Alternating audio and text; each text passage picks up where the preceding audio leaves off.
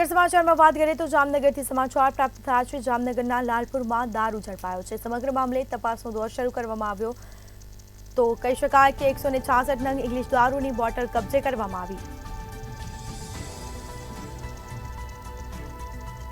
તો સમગ્ર મામલે કાર્યવાહી હાથ ધરાશે। રાફુદળ ગામમાં બે દારૂ સાથે ઝડપાયા છે તો બંને લોકોની હાલ અટકાયત પણ કરવામાં આવી, ધરપકડ થઈ છે। દારૂ સહિત 6.5 લાખનો મુદ્દામાલ પણ કબજે કરવામાં આવ્યો છે। તો જામનગરના લાલપુરમાંથી દારૂ ઝડપાયો। રાફુદળ ગામમાં બે દારૂ સાથે બે લોકો પણ ઝડપાયા છે તો સાથે જ કહી શકાય કે સમગ્ર મામલે કાર્યવાહી પણ હાથ ધરાશે। 166 નંગ ઇંગ્લિશ દારૂની બોટલ કબજે કરવામાં આવી। દારૂ સહિત 6.5 લાખનો મુદ્દામાલ પણ કબજે કરવામાં આવ્યો।